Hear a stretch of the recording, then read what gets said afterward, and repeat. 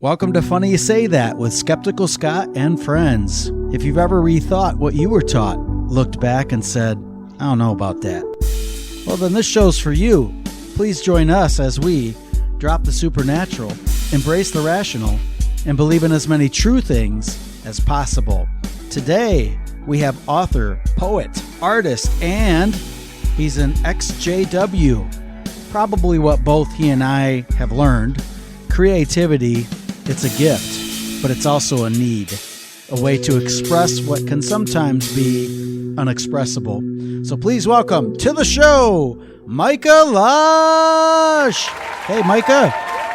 Hey, how are you? Thank you for having me. Hey, it's good to hear your voice again. Okay. And just a side note here, y'all. We actually recorded an episode way back in July, and then I accidentally deleted it. But Micah, here it is a couple months later. Thanks for joining us again. Yeah, of course. Hey, where are you joining us from? So I'm calling from Indianapolis, Indiana. I've lived here, in different parts of Indiana my whole life. How would you say you're arriving to this interview? I know you've worked a lot of days in a row. Very tired. I'm currently drinking a Monster energy drink. I'm good. I've been very busy in numerous ways the past couple months. So I'm pretty tired all the time, but I'm good. I'm good. My voice is really hoarse from yelling at my job too, at a bar, so. As far as how I'm arriving, when we first recorded, Texas floods had just happened, and it uprooted not just trees, but local geography. It can expose things that are often hidden, problems with infrastructure. And since that time, holy crap, things have happened. Yeah. I feel tension because, people are saying don't make this and that political, and yet we just experienced an assassination recently. I wonder about what that means to you right now in this time period, or if you have time to pay attention. For me, I feel like violence begets violence. Right. It kind of feels to me like there's a pressure keg, and even though there are people who I vehemently disagree with, I see people on both sides pouring just gasoline on it, and it's a great way to put it. Yeah. It's frightening. And even I recently had someone mention murdering me online. Jeez, really? Just because I said they were claiming things that nobody knew yet, and we really shouldn't be escalating things. And, so they asked me how I'd feel about being murdered. So, I called the police and told them all about them. I mean, I'm not, it's fine. No, it's not fine though, because who knew that talking about de-escalation would escalate that person, right? That's a little cray-cray in my book. No, yeah. I mean, I don't think the person is going to do anything about it. It's not the first time people have, mentioned causing me harm. So I kind of reconciled any of that could happen like years ago, kind of when I wanted to begin writing and expressing my art, because I don't really intend to be, but I suppose I've always been a divisive person. I used to tell my grandmother that people either loved me or hated me, but it was for the same reason. Well, hey, that's a pretty good transition. That's so nicely done. Micah, when I go to your website, www.micallenlosh.com, that's LOSH.com, available in our show notes, I'm struck by something dark and yet beautiful. Kind of like this time of year, right? I mean, at the time of recording, we're less than 24 hours from the autumnal equinox. Would you say you like this time of year? Oh, I have always liked fall and winter best. I am a pluviophile, which, if you don't know, means someone who loves rain, prefers that weather. Ooh, I learned that word. I've never heard of that. I learned it recently, and I was like, oh, that's what I am. And my favorite holiday since leaving Jehovah's Witnesses is Halloween. So my 7-year-old and I'm going to be Pennywise the Clown. He's going to be Georgie. Oh, come on. That's awesome.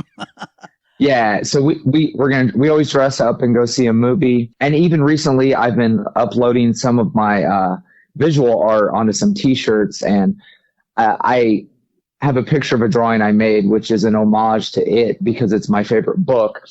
So I'm going to let my son pick out the colors for the shirts. And I'm going to print off 2 of those, one in his size and one in mine to wear. Hey, I'm a huge Stephen King fan too. That book is, even if you've seen the movie, the book is really good. Oh yeah, that book, it's just the perfect monster. I've never read anything that creeped me out as much as it. So yeah, that's why it's my favorite. So you have an affinity for rain. Would you say you have an affinity for death? That's a weird question, right? You know, ever since my father's death, I've always been drawn to the macabre. Mm-hmm.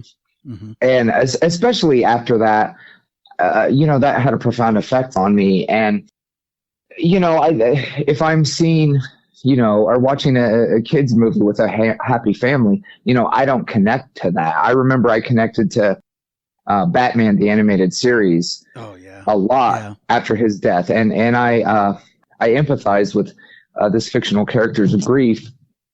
And that's kind of where my love of art began. But yeah, I've always been interested in like Edgar Allan Poe and yeah, just the dark side of life because, you know, that's what I experienced. That was my reality.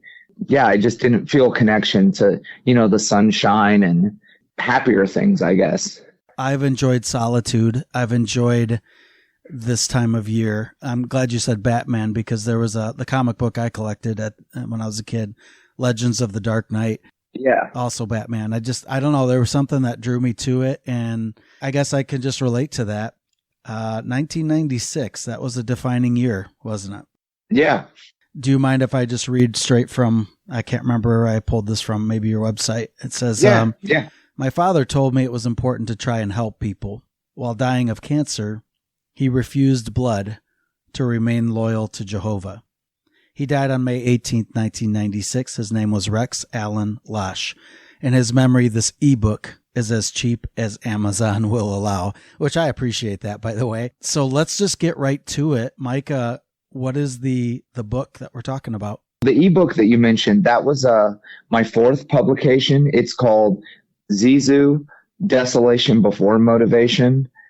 After I published my first book, my memoir, Mentally Diseased, I began having people reach out to me asking for advice. I had already decided that I would publish a book.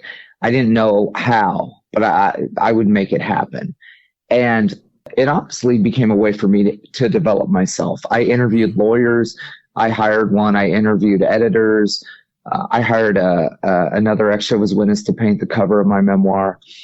And the day that came out was such an empowering day. I had anticipated I would feel catharsis, but I didn't. I felt very empowered, like I had, you know, grabbed reality and bent it to my will. And then I started having people say like, hey, I'd like to tell my story. And so I wanted to speak briefly about my deconstruction. One thing I don't hear very much in the ExJW witness community is I never hear people talk about their deconstruction. I never hear people talk about unlearning. I always hear people talking about waking people up, which I don't believe that's really a thing. I think pattern disruption is how people wake up.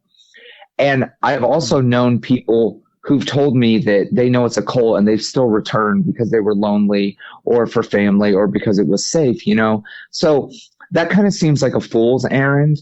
And also I've heard of, you know, ExJW's witnesses who have committed violence. There was one man who I think he murdered his ex-wife and maybe her partner and then himself.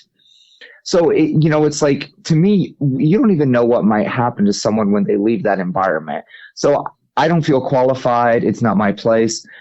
But I wanted to talk about, you know, my deconstruction and then also how I self-published, because you have these companies called vanity presses that will ask for, you know, $5,000, $10,000, $20,000 and rip people off. That was kind of my ebook. It's just 19 pages. But yeah, my father, he, you know, if we had people in our Kingdom Hall that were poor or whatever, he would go out of his way to help them. My father came from extreme poverty, and that was just something that he impressed on me as a young man. So, yeah, I thought that was, you know, a nice homage. And also May 18th has always been a painful day for me. Mm-hmm. But now it's also a day I published something in my father's memory. So it kind of takes the sting away some.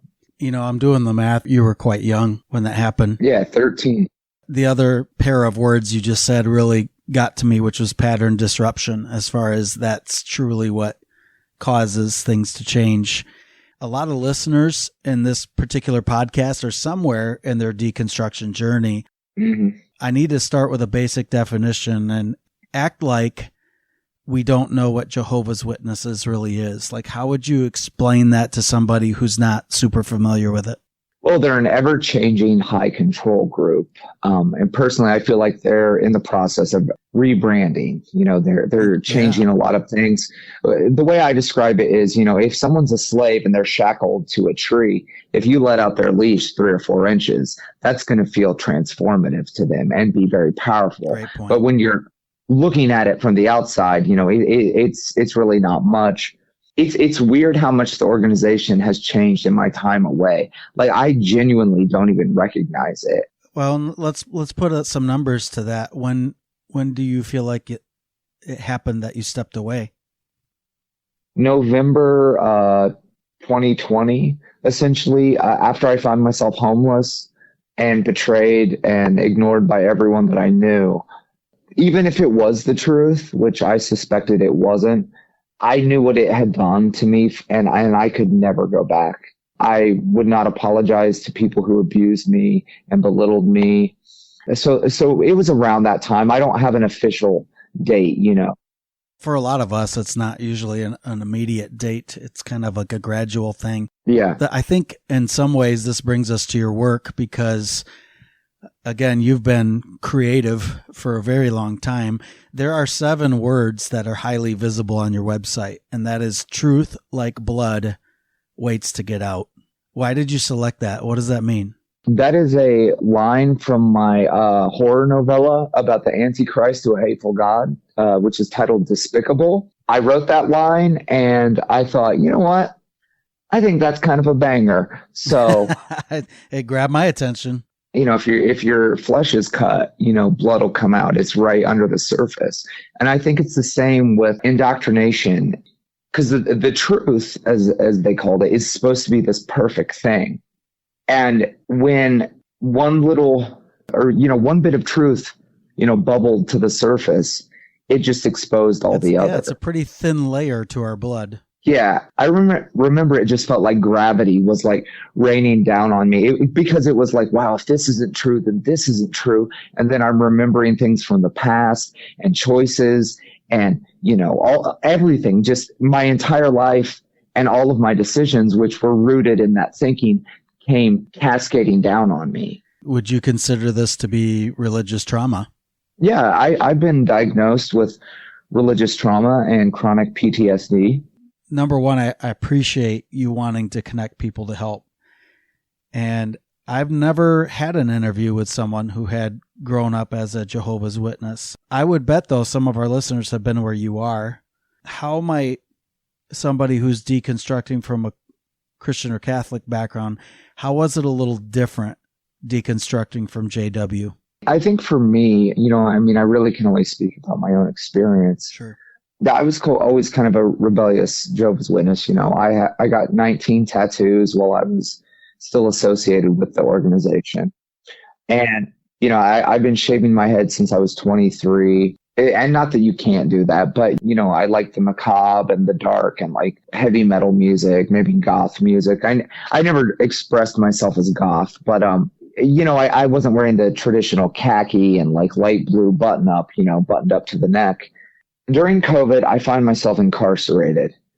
Now, this is my first time in jail. I spent 77 days in jail, but I'm in jail clothes. And, people kept asking me if I was like in the Aryan Brotherhood, and nobody really, it saw me for like who I was, Right. Like people didn't believe my past. They thought it was like, another entry in a long line of criminal behavior.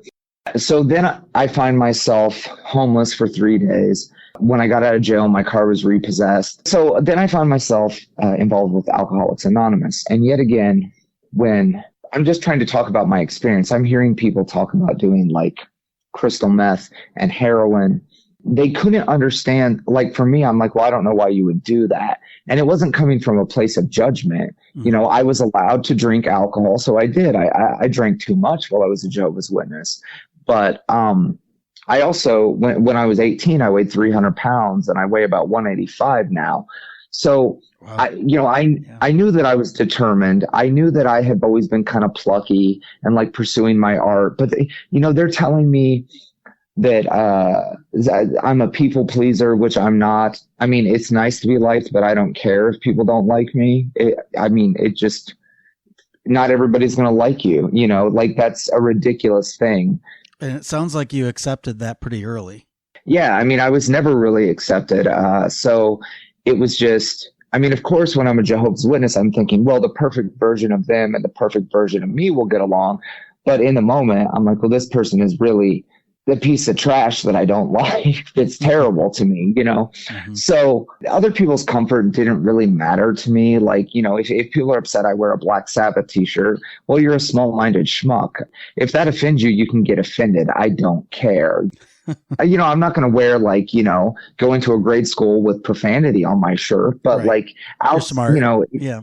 Yeah, get offended. Things offend me all the time and I go on about my day. I was in that environment where I just wasn't seen. And when I was asked questions, I was told to stop asking questions and people were acting like I was trying to get people to relapse. And that wasn't the truth. I wouldn't want them to do that. I was just asking questions because they're telling me things that I don't believe are true. I don't believe in predestination. The Big Book of Alcoholics Anonymous teaches that. Yeah. So you saw the religious side of AA. Yeah. I mean, it's talking about scripture and the God and devil. And if you look it up, it's repackaged Buckmanism, which was the moral rearmament movement, which is about a focus on a higher power and spirituality. It didn't seem real to me. It just seemed like another, hokey religion, and it seemed very cult-like. So, I wasn't well received, which is fine. Eventually, when I, had some more freedom and my own space and time to think and to have clarity, the only things I knew about myself really were, my interests. I liked the music, I liked the art, the films, and I loved my son. Yeah. But outside of that, I was thinking I realized I'd been circumscribed and contrived by this religion, right? Like almost everything about you is affected. Even if I would wear certain pants or t-shirts, I know somebody's going to be offended, but I want to express myself even if they don't, or I have a wallet with a chain. It's not, it's a small one, but yeah, people got offended by that. I never cared. I thought that was superficial and stupid. I'm hearing you say the word express a lot, and it makes me think of the word creativity. And I think a lot about how even stand-up comedians, so many of them have developed that skill out of some kind of past that was not so happy. But they had this creativity bug almost as a way to, I need to get this out, kind of like the blood that you were saying earlier, right? I need to, and I need to get it out in my way, and I need to be okay with that. So whether that's your writing or, hey, I understand you tried stand-up comedy before. Is that right? When the first time I was disfellowshipped, I performed it. And isn't it true that comedy, it can be dark, and yet that's kind of like what gets people to realize the truths around us? Yeah. Say more about that creativity, where that comes from, but then also what's been produced from it. When I did perform stand-up, it was, I have a very dry sense of humor. I think a lot of times people think I'm stupid because sometimes I like to mispronounce words to mess with people. Just it's probably one of the most sociopathic things about me. But see, look, that was a little comedic right there. Even I remember one time I went to visit. I was 18. I went to visit my mother at her job, and I was on the elevator with this woman, and she kind of slinked up against the wall. I've got spiked hair and a Black Sabbath t-shirt on, and so I just started arguing. I started arguing with myself like I had Tourette's about which nuts were the best. Pecans, maybe those. Yeah. And I was like moving it, and I was like cutting myself off, and like, I'm, yeah, like she like slinked up against the wall and then ran out when it opened. And I always thought, like, why am I not giving people stories? Like, Mm-hmm. so anyway, that darkness, it's always been there in all of my art, and sarcasm and snark, free of that environment. I was just like, well, who am I? Do I believe in inequality between men and women? I do. Do I believe in equality for the, races? I do. I discarded almost every part of me. And admittedly, most of it was removed from me just from the ground floor up. It was like, all right, I'm just going to rebuild myself fundamentally on just these basic principles. And I decided that I would live intentionally. I'm a minimalist. I threw away everything from my past. If I own something and it isn't functional or it doesn't fill me with joy, I throw it away. I don't see any point in keeping it. I rebuilt my wardrobe where everything I dress, I like to dress in like a teenager from the 90s. I wear, like Vans and stuff like that, band stuff. And it was like, no, just everything in where I live, I have mostly black, red, a few hints of purple, even like stuff like that is on my website and my art. And I just kind of decided to embrace my one glorious life and just make it as fulfilling and nurturing for me as I could. Hell yeah. Hey, a Steve Jobs wardrobe, right? Didn't he wear the same thing every day? Yeah, pretty much, like for decades. Yep. Yeah, and it's like, for me, it was like, my father died for this religion. My mother shunned me. I stayed in a horrible marriage where I was binge drinking every day. I had squandered 37 years of my life. I tried to kill myself over and over again as a Jehovah's Witness. I was in a coma when I overdosed on sleeping pills when I was 21. All of these bad things happened to me. And I came out, and for 42, I'm healthy. I mean, I recently got reading glasses. I have some arthritis and, aches and pains, but I think that's normal. But it was like, no, I'm going to pursue my art. That's what I loved. And that would, I kept some clothing, shared custody of my son, and my laptop with everything I had written from 13 to 37. And as I began rereading it, I saw that, I was kind of questioning my environment within the safety of art. I remembered who I was, because when I was younger, my mother would frequently tell me to throw away my writing, but I couldn't. It felt prescient. It felt like I was documenting something almost. And maybe that's arrogance or grandiosity, but, I'm not saying like it felt like it would be important to the world, but it felt like important to me. Like it allowed me to reconnect with myself. At first, I thought, well, I'll just, I had a lot of debt, and I mean, there were a lot of problems that mostly pretty much all of them I improved or eliminated. But I decided I want to tell my story because I want my son to know about me. And I was estranged from him, for a time. So yeah, that was my memoir, Mentally Diseased. You said you've published 4 books, and so we're really at the beginning of what's called the Apostasy Trilogy, right? Yes. Yeah. So Mentally Diseased, it has 12 chapters. There are 12 tribes, 12 apostles, 12 steps. And I found one of my poems to put before each chapter that, I felt reflected in and set the tone. And when you say you found a poem, you mean from age 13 onward, is that correct? Yeah. And I thought that I still wasn't sure because, I was still like new in the world and like trying to navigate it, Sure. like coming out of the matrix. So for a time, I thought, I'll publish this and then I'll just kill myself. And the night it came out, someone who's my friend now, they told me they stayed up all night reading it. And they messaged me about it. And I didn't know them very well at the time, but I told them my plan. And they said, well, no, that would you don't want to do that. That would diminish your message. And I was like, my message? Whatever. I mean, it almost kind of guilt tripped me. And I was like, well, what if people are suicidal and read it? And then I didn't want other people to do that. And then. And again, thinking of your son too, I'm sure. Yeah. And, and of course, I was told he didn't even notice I was gone, all of these really kind things. So, at that time, I really did feel like it would be to his benefit if I were gone. Wow.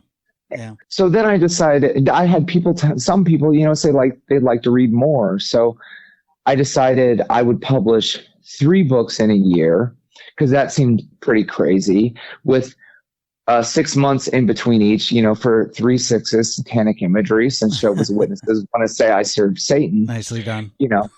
Thank you. And so 6 months after Mentally Diseased, I published my second book of poetry and prose, which is Gangrenous Speeches, which is another Jehovah's Witness shaming term. And I wanted to create fiction because I had told my story. I had shared my past, because growing up, I would empathize with music and lyrics or lines from movies or books. And yeah, I thought like, well, maybe I'll share this and maybe down the road somebody else can read it and that might help them feel like they're not alone or something. And so then I decided, okay, I want to tell, because I love it. I love horror. I love frightening stuff. So I wanted to tell a horror story. And I had written a short story about a serial killer and I kind of revamped it. But I published Despicable a year after Mentally Diseased, which is a 100-page horror novella. And I really love the story. I think my version of Satan in it is done really well, but, I may be biased. I very rarely hear people in the Jehovah's Witness community talk about, the pain, right? The suffering. Usually they're talking about theology and trying to debunk all the new changes, which doesn't interest me at all. I think that is a divisive opinion, but I mean, that's fine. That doesn't interest me. I'm not interested in challenging the cult in that way. It's like, I wanted to create art and right. The creative process. Yeah. What I found frustrating is when I would talk about, well, maybe I'll do more, people always thought I was going to write another book about Jehovah's Witnesses. And it's like, no, that doesn't intrigue me at all. And so the transformation part. Yeah. So Despicable is pain, but it's repurposed into fiction. It's brutally violent. I'd like to get it illustrated into a graphic novel at some point, but I do think it stands alone, on its own. It does work as fiction, but there's a duality to it. And even the violence is like, that's a commentary on the images that I grew up seeing as a child.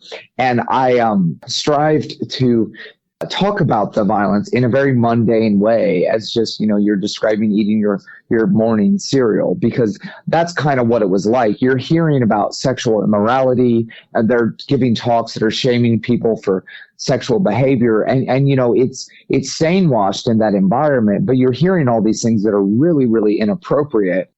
But of course, some people don't see that. I've had people say, this is really ugly and mean spirited. And it's, that's fine. Art's going to be, I always say you want art to be either loved or hated. Apathy is death. And yeah, so after the Apostasy trilogy was out, that was when I decided to write Zizu, which is a Finnish term about extreme perseverance, even when there's either in very difficult circumstances or when there's no hope of victory. But I really connected with that word and that, that definition. And so this word is SISU. Yeah, Zizu. Yeah, there's a movie made about a man fighting Nazis during World War II, made by the people who made John Wick. That was how I became aware of the term. I can see it already. Yeah, it's a cool flick. So in between us speaking, I was in Boston and I spoke at what I believe was the first ExJW's Witness convention. I'm really excited to hear about this because when I saw your posts about, hey, here I am on a plane heading over here to do this thing. I'm really glad we get to visit on this. Yeah. So, well, even like just, I thought I'd do one book and then I did multiple. And even like, I helped with the Witness Underground crowdfund. The director gave me a producer credit. So I got to brag about that to my little boy. Just all of these cool things have been happening. But yeah, so I arrived to Boston and, I met a lot of different people. I met a flat earther. I met all kinds of different people. And what I thought would be the biggest thing for me was speaking publicly. Mm-hmm. So I spent about 20 hours on my speech and I wound up speaking Friday night. I arrived on Thursday, and I spoke for about 15 minutes.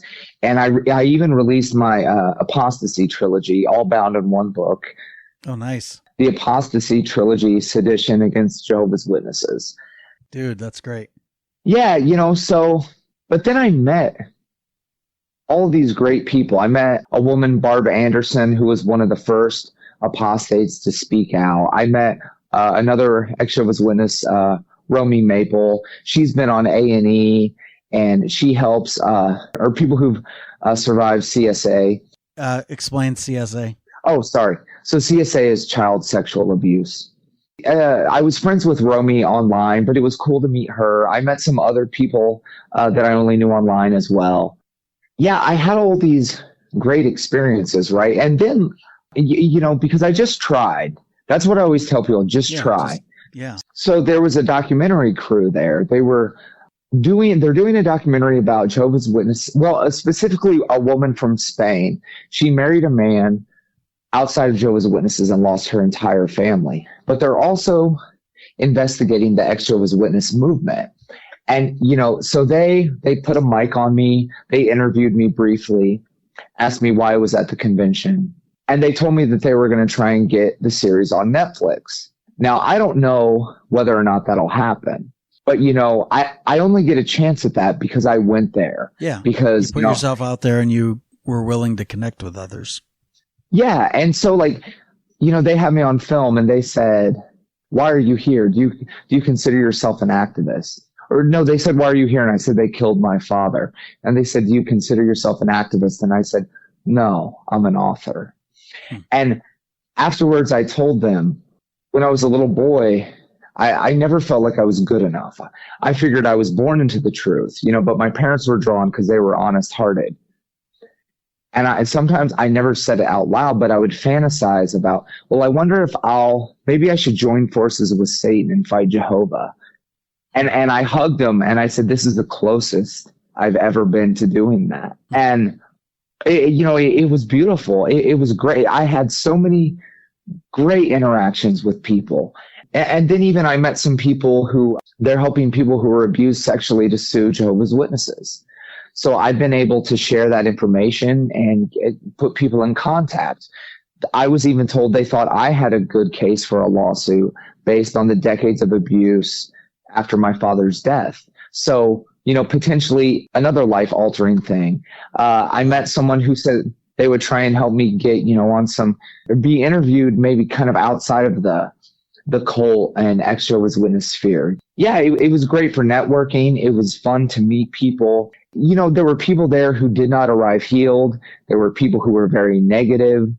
There were people who, I don't know, I felt like wanted to be worshipped almost like a celebrity. And for me, I feel like I absolutely made the most of it. And that's great. And it was great because I went there without any expectations. All of these great things that have happened, I never expected any of them. I was going to write one book and kill myself. And I've just been trying and pushing, and so that's been really great. And then since I got back, I'm supposed to help someone make kind of a brief online TV show for TikTok and YouTube. I need to record those episodes, and I had a bunch of work stuff, but now I can focus on the 3 books of fiction that I'm working on. So it's still going. Yeah. This is awesome. Can I jump in for a second about your Apostasy trilogy? This is from Brazil. This is somebody's comment. To say that this book made me want to strangle each and every person in Micah's community is an understatement. You know the stories and controversies as an outsider, sure, but to read a firsthand account of just how casual everyone's complete lack of empathy is a whole different experience. Seriously, some people, as mentioned in the book, are so completely devoid of love, understanding, and empathy that it borders on psychopathy, and that the behavior is celebrated makes it worse. Overall, this is a great read. Rage-inducing, makes you want to make justice with your bare hands. I'm thinking of Batman right now. But Micah is an excellent writer, and I hope to see more of him, perhaps in happier circumstances. So what I'm hearing from you right now is that, people are going to see more of you. And would you say you're in happier circumstances today? Oh, definitely. My life has improved in many, many ways, emotionally, financially, friendships that are, I'm not ignoring a bunch of red flags or abuse. Yeah, I've met beautiful, supportive people. Definitely, I view mentally diseased as my origin story. Right. That's a great way to put it. Yeah, thank you. It's not a flattering story. I say a lot of offensive things. Hurt people. But yet again, I don't really, a lot of times I feel like there's a lot of virtue signaling. I saw through it, or I was so smart. This is how much smarter I am than Watchtower. You know what it reminds me of? There's something called Failure Lab, which I don't know if it's just a West Michigan Grand Rapids thing or not, but what it is are speakers who just kind of put the story out there with no real conclusion. Yeah. Meaning like, it's not like so many of us want to rescue the story even, and we want to make it a happy ending. And you know what I mean? So what I'm hearing you say is that you just kind of lay it out there first. Because, the thread that's through that memoir is the absolute oppression right. and destruction of propaganda. And then after the destruction, still trying to be propagandized by another group and being told that I need God and I need to pray and all of this. And, it's a rebellion against that. It's resisting it, even though they're going to hate you for it, even though, it's impossible. I think that's the theme of it. I don't believe there are any good Jehovah's Witnesses. If you're okay with genocide, whether or not you know any better, I say I was taught hatred and told it's love. People don't like to hear that, but I don't think anybody was a good Jehovah's Witness. I think some were better than others, but you don't get to hold these fundamentally grotesque beliefs and say, oh, I'm a good person. That's my belief. And yet again, a lot of people don't like that, but I just don't think, you're good when you have those beliefs. So I wanted to show it, and hopefully people would be, I don't know. I've always been a blunt person anyway. One of my favorite reviews, my friend Emma wrote, it was the most honest thing she ever read. I appreciate bluntness more and more with each passing year. Cut the crap, make it clear. My favorite quote is by Oscar Wilde. It's, a true friend stabs you in the front. I've never heard that. I don't know how I've never heard that, but I love it. Yeah, I think it's, before I decided to tell my story, I thought, am I okay? Because I'm an introvert. I can talk. I relate to that too. Yeah. But I thought, am I okay with, I don't know how to pursue my art without potentially being exposed, to the world, with the way social media and all that is. So am I okay with that? Okay. I reconciled that. And then I thought, am I okay with being hated for maybe, I'm going to tell my story and talk about what happened. I'm not proud of certain things, but I'm not going to lie about it. Am I okay with receiving hatred? I reconciled that as well. Mm-hmm. And, so then I put it out there into the ether. Whatever happens, happens. I have heard negativity about myself, but I have heard positivity. I don't even feel like I'm the person who published that book. I certainly don't feel like the person who wrote it anymore. Yeah. And, hopefully by the time my son is old enough to read it, he won't even recognize the man in it. And if people don't like it, I don't care. It's okay. Yeah. Hey, you hear some music right now, don't you? Yeah. Well, guess what? It's time for the Skeptic of the Show. We think it's really important to question what you know. So before we leave this podcast, it's the Skeptic of the Show. Today's skeptic is Erik Larson. No, not the author of The Devil in the White City, though that is a fantastic book, but Erik Larson with an E-N at the end, the fantastic comic book artist, writer, publisher. He originally gained attention for his art on Spider-Man, a series for Marvel Comics, then found Image Comics, where he launched Savage Dragon, one of the largest running creator-owned superhero comic series. Is Eric Larson a skeptic? I'm not sure, but he was definitely skeptical of Elon Musk. In fact, he once tweeted, "The day Elon Musk buys Twitter is the day I delete my account and leave Twitter." And he made good on that promise, as well as millions of others.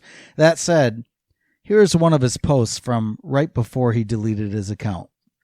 Pro tip: more than anything, aspiring artists just need to do something. The biggest problem most have is simply getting started. They don't actually draw, they just talk about drawing and dream about being a pro. The important thing is to produce, get moving, and keep moving. What do you admire about what Eric's saying there, Micah? Oh, I mean, I think that's the truth. Life is ephemeral. Time is fleeting. I've met people who are creatives who are actually doing things, and it's awesome. I love talking to them. Even tonight earlier at work, I met some young guys. I was selling them beer, and then they told me they were in a band. We followed each other. Yeah. And it's almost kind of like the Bible says, I think, iron sharpening iron. But then I also meet people who, they're always talking about what they will do, what they'll get to. And it's just like, I don't judge them. Sure. I don't feel that same excitement in the air, that where people are like exploring weird things and ideas they've had. Yeah, I love the authenticity of that. I've always equated creativity to lust. Okay. Oh, yeah. Okay. Tell me more about that. I mean, sometimes you need to let it build. Sometimes it's like, I have to do this. I created, I think 50 some paintings and abstract drawings when I was in the cult as well. I always felt different fulfillment, either from like making people laugh or visual or writing. Writing is my preference. For me, it's a desire. It's there and I have to do it. If I don't do it, I'm irritable. I don't always have time or energy. But even like my children's book that I've written for my son about critical thought and skepticism, I've decided I want to do the illustration of it. I think that'll be more meaningful. Damn, I love that. Okay. Is that something new that's coming up? Yes, I'm working on it.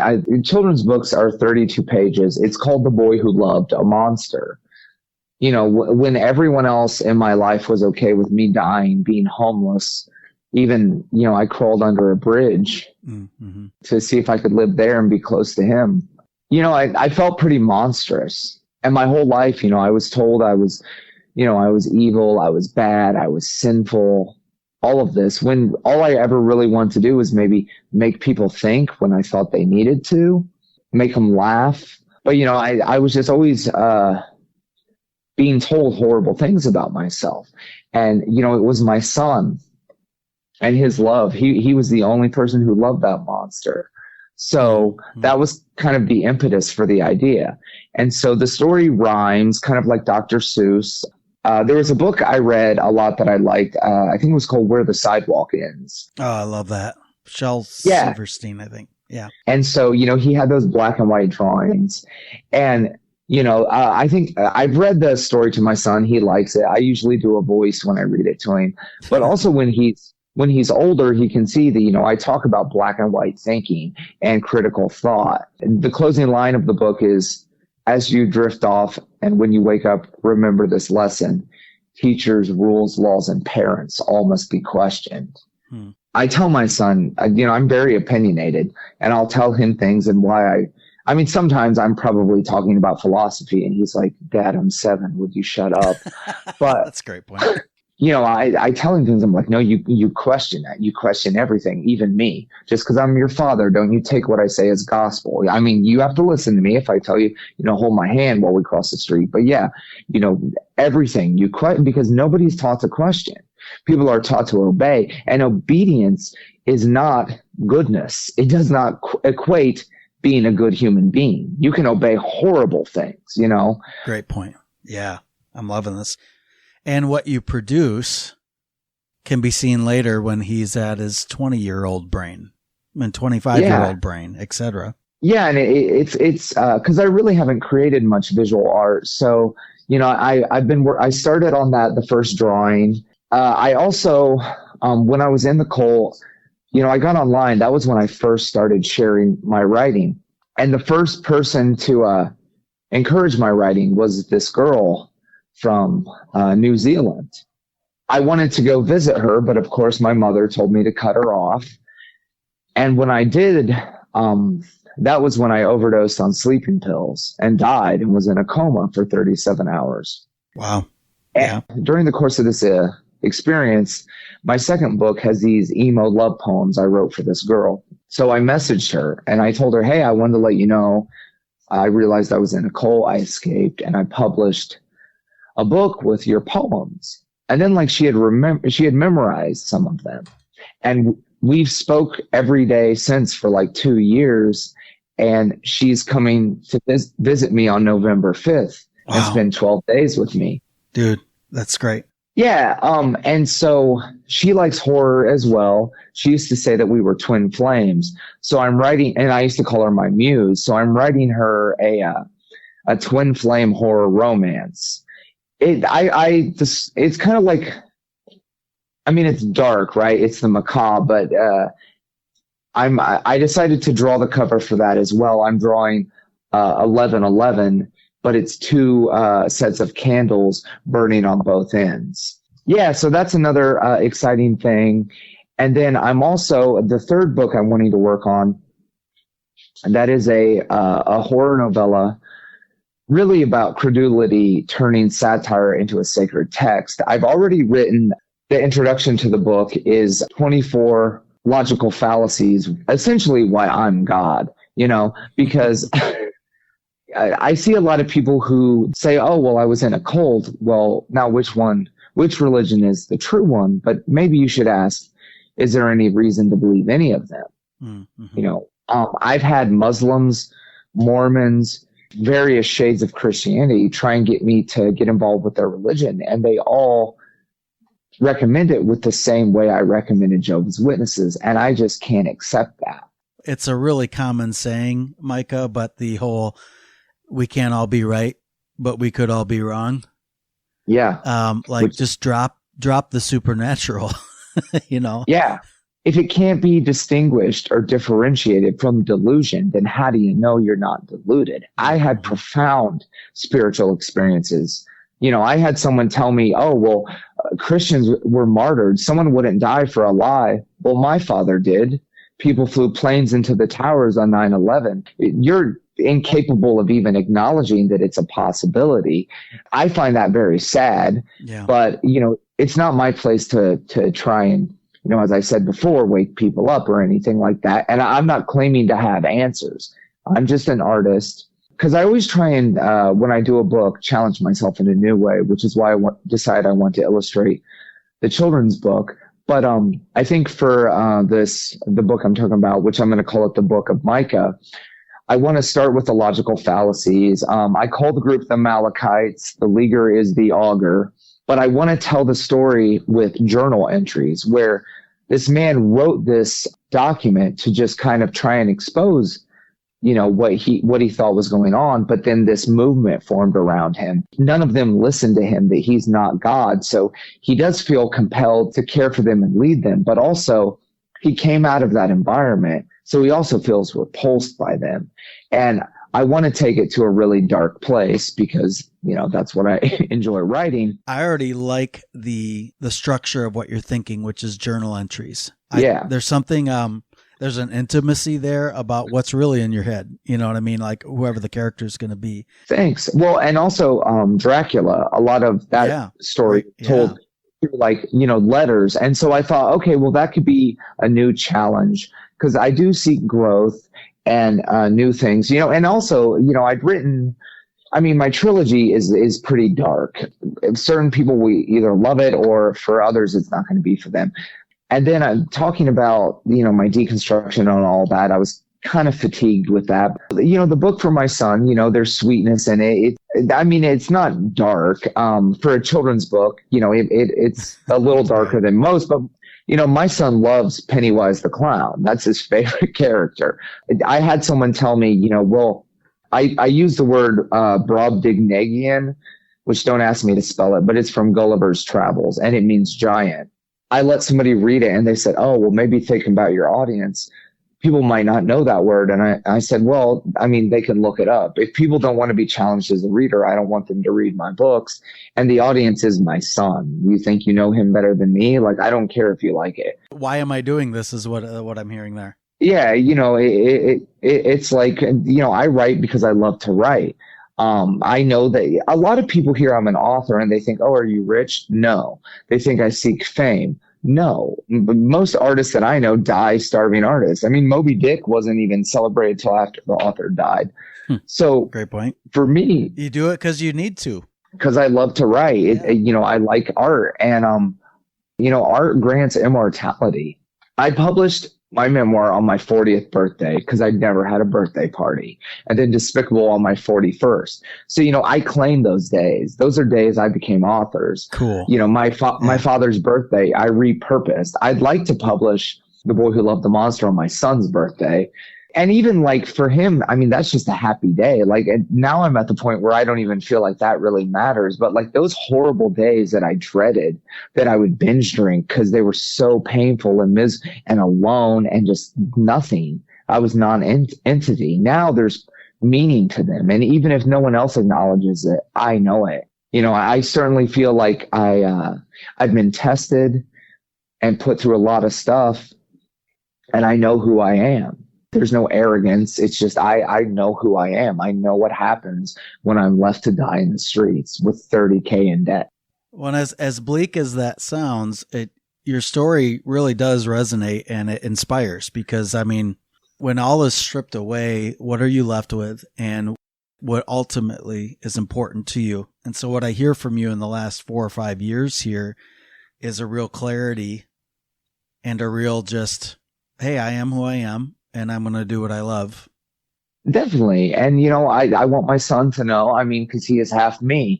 Right. A quote I love, which it's from The Office by James Spader's character, who is a psychopath. He says to Jim, he says, the fallacy, the steamroller determines whether or not the object will be crushed. I remember thinking about that when I was under that bridge with like $60 and I'm hungry and, just like, what do I even do? I was in a cult. I don't know how the world works. Codependency is fostered. And even in that moment, I thought, man, I wish I was drunk. I don't want to feel this, but I promised my son I'd never drink. And September 2nd, I haven't drank in 5 years. I work in a bar. I don't care about drinking. I don't think about it. I have just focused on my son, my friends, my art, and amazing things have happened. And so often people will tell me like, yeah, I want to do that, but maybe I'm afraid, or, they don't believe in themselves. And I'm like, well, I believe in you and you should do it because it'll change you. I don't know how it'll change you, but it will. Sometimes they pursue it. Sometimes they don't. Which, I think that's sad, but that's up to them. It's not my place. But yeah, nothing could have happened from me trying. And maybe if other people try, nothing will happen. But you can say you can try. 3 months ago, I was having really bad anxiety attacks. And I was also vaping and drinking Celsius and doom scrolling. So it was multifaceted. But all of a sudden, I could see my pulse in my left eye. And I thought my heart was going to explode. And I couldn't calm down. So I just turned off the lights and I lay down and I thought, well, maybe I won't wake up in the morning. And I still want to write books. I still want to meet my friend from New Zealand. I still want to be in my son's life.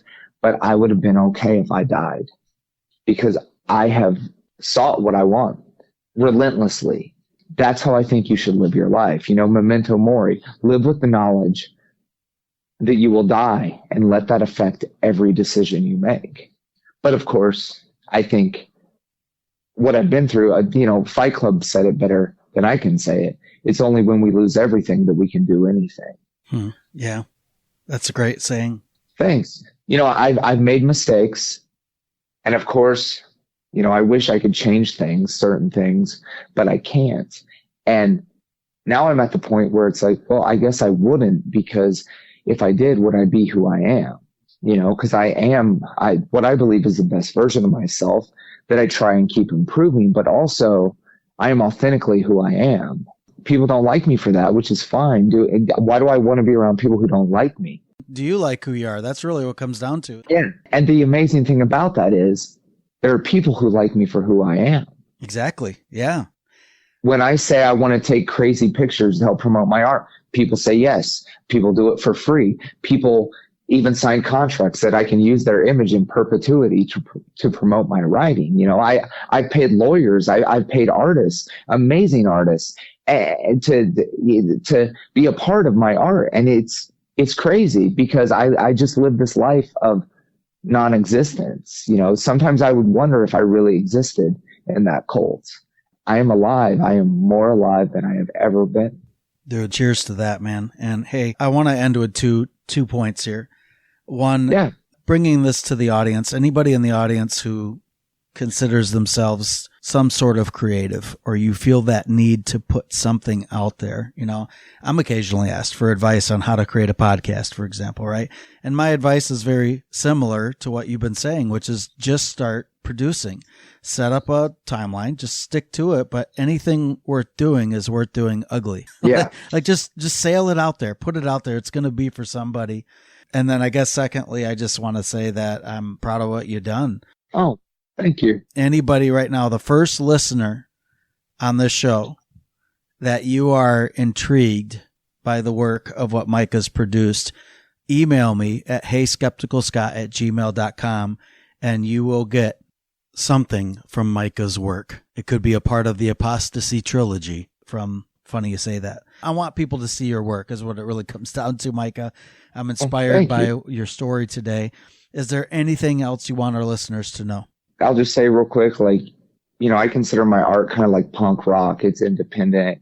It's not necessarily anti-establishment, not pro-establishment, but, you know, just it's me. There are rough parts of it, but still I take all the professional steps, and you can do that and hail yourself and whatever you want to do. Why aren't you pursuing what you love, what turns you on, what makes you feel alive? Because that's what life is about. And I mean, yeah, you know, you can have circumstances, but at the same time, I think all we really have are excuses. And I say that as someone who made excuses for decades, why I couldn't do this, why I wouldn't do that. And don't set limitations on yourself. Love the monster. Yeah. This time of year. I think that it's the times of kind of impending dark in the shadow that a lot of ideas can be born. And so that's my message to everybody is like, just embrace it and be creative. Yeah. In German, welcome in the Dunkelheit. Welcome in the darkness. I love it. Yeah, I'm sure I butchered that. I don't care. Hey, I think there's wisdom there. So thanks for joining us on Funny You Say That. I feel like we went in a lot of places today, and I'm pretty sure then, I know I've gained a lot from it, but listeners, I hope you've gained just any inspiration here to put yourself out there. Hey, where can people find you? The best place is micahAllenLosh.com. There are links to all of my books there. I have a blog. I have several videos of past interviews if you want to watch those. And I also have a link to my bonfire store where I sell a few bits of clothing with some of my paintings and drawings on them. micahAllenLosh.com. We are out of here. Thank you, Micah. Welcome. Thank you for having me. Micah paints with colors wild and strange. Every stroke breaks another chain. He left the walls where whispers lie. Now the world's his canvas wide. Micah's brush, Micah's brush, Micah's pen, Micah's pen writes the truth again and again. No more shadows, no more bars, He's chasing dreams, he's catching stars.